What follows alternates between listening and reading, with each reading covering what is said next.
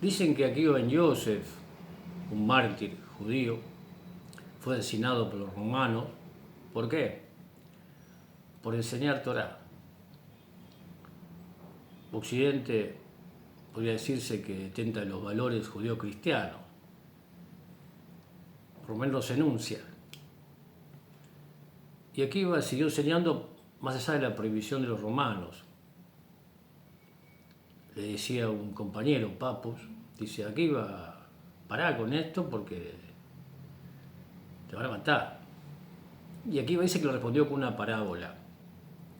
Dicen que un día los peces estaban en el río inquietos y la zorra se acerca a la orilla del río y ve a los peces y le pregunta, ¿qué pasa que están tan inquietos, tan nerviosos, podría decirse? ¿Qué nos pasa? Estamos escapando, huyendo de la red del pescador. Que la zorra. Dice, bueno, suban, salgan del agua, quédense acá conmigo en la orilla, ahora están fuera de peligro. Entonces los peces le dicen, a ti te dice la más astuta de la fiera. Y estamos en peligro en nuestro propio hábitat, que es el agua, mucho más fuera de él. Y Akiva le dice a Papu, y se dice que la Torah es como el agua, por eso no se puede dejar más de 2 días, 3 días sin leer, porque uno puede estar más de 2 días, 3 días sin beber agua. Entonces, si estamos en peligro con la Torah, mucho más sin la Torah, sin ser consciente de esos valores que nos enseñan, trae el texto, esa instrucción que nos trae el texto. La contracción, decía, lo grande en lo pequeño, Emmanuel Levinas. Dios se contrae en ese texto y entrega esa enseñanza para que la podamos integrar a nuestra existencia. Y él decía que todo lo que el misericordioso hace es para bien, pero a veces es difícil ver el bien. Cuando uno tiene experimenta una circunstancia injusta, no es difamado, voy a ser dulce, por un otro, se dice que hizo algo que no hizo. Uno dice, bueno, un otro, una otra, dice, está bien, dice, yo sé que no soy bueno, me equivoco, cometo errores, he hecho daño, a veces fui cruel, egoísta, soberbio, ignorante, pero eso no soy, no, eso que se dice a mí no es verdad, no es así. Y a uno le duele y se enoja porque no entiende, no ha integrado la instrucción de que todo, absolutamente todo, con le toba es para bien. Todo suceso tiene una razón de ser. Uno está en un camino de aprendizaje. Y a veces su yo, ese edificio intelectual que uno construye, es equivocado, no tiene bases sólidas. No tiene un sustento, un fundamento preciso. Gente que ha hecho edificios y lo ha nombrado, ha dado su nombre. Yo vi un edificio que tiene el nombre de un autor, que está vacío, que es oscuro con el tiempo. Entonces uno se enoja porque el entendimiento tiene como producto, como fruto, la alegría. Uno dice, ¿qué tendría que entender? ¿Qué tendría que decir? Que ese otro o esa otra que lo apunta con un dedo y lo difama. No es nadie. No existe, es un instrumento de él para que yo aprenda algo, para volver a colocarme en mi camino. Me distraje, me confundí, Bilbul en hebreo, estoy confundido con un relato, me creo que soy algo que no soy. La fama es eso. Uno se cree que es algo que no es. Entonces lo pone en un camino, duele, pero el otro no es nadie, solo él.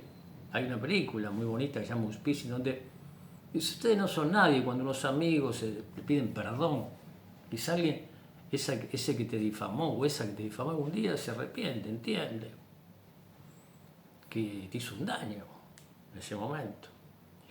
Creó una duda sobre tu persona, sobre tu ética, sobre tu acción, tu actuar. Pero no, dice, no, usted no, pero uno entiende con el tiempo, si madura, si reconoce, porque, comprende. Dice, no, vos no sos nada, solo él fue que me puso, hizo que vos fueras, sos un vehículo, un instrumento, un títere, el creador, para que uno aprenda.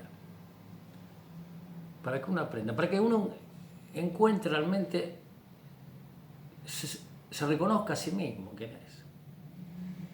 Con sus bajezas, con sus virtudes. Decía que acceder a eso, que cuando le dicen algo, decía, antes de llegar a la EBQ, de la P, uno tiene que ser un estado de ecuanimidad. Dice. ¿Qué es la ecuanimidad? La ecuanimidad es cuando uno lo elogia y dicen, qué grande, qué genio, qué divino eso. No sabe que no, que hay mucho trabajo o esfuerzo para acceder a eso, que el otro dice, no, es un genio. Y cuando le dicen que, qué horrible, qué porquería, que no sabe que tampoco, o sabe que sí, y no se enoja.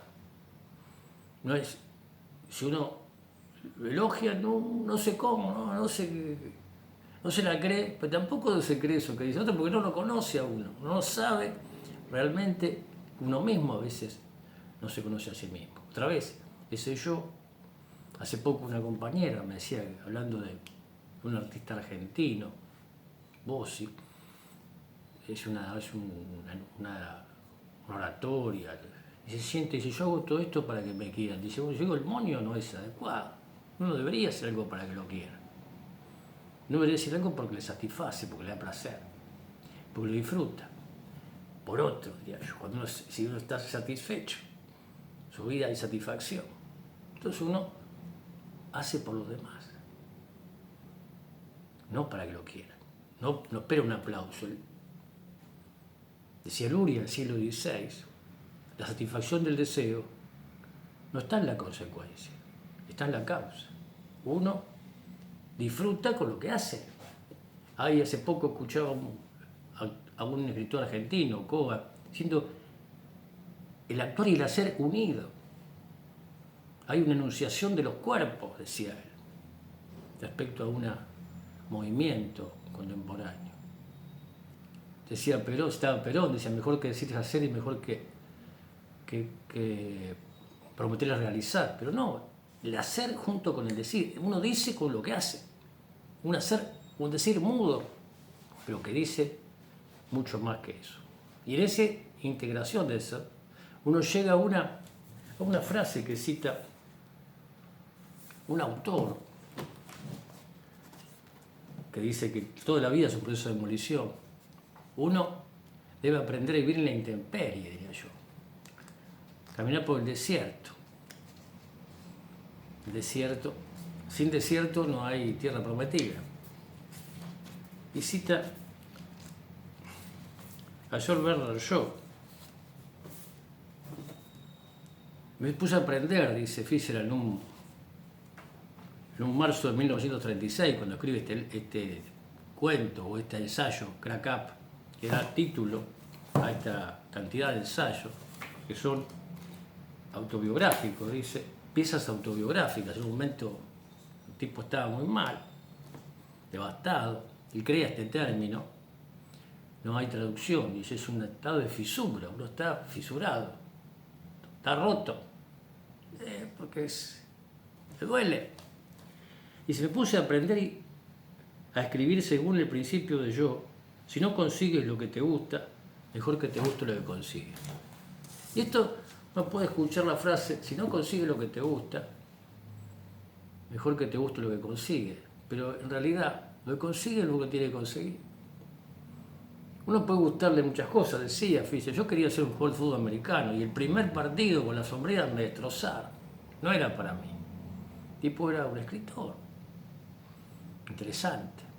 Un pensador del fracaso, como dice el autor del prólogo de este libro, que es Alan Pauls, el hermano de Gastón, que es el más famoso de los hermanos. No es tan conocido.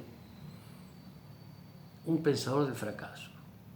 En la vida, de supuestos fracasos, nos van a llevar, si Dios quiere, con la ayuda del Creador, porque no hay nada fuera de él, a su encuentro.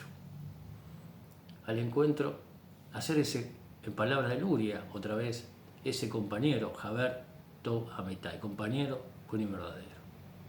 Y entonces uno quizá puede llegar en una relación de convivencia con otros, a acceder a conocer a algún compañero bueno y verdadero. Porque no hay nada fuera de él. Nada, absolutamente nada fuera de él. Y solo se aprende.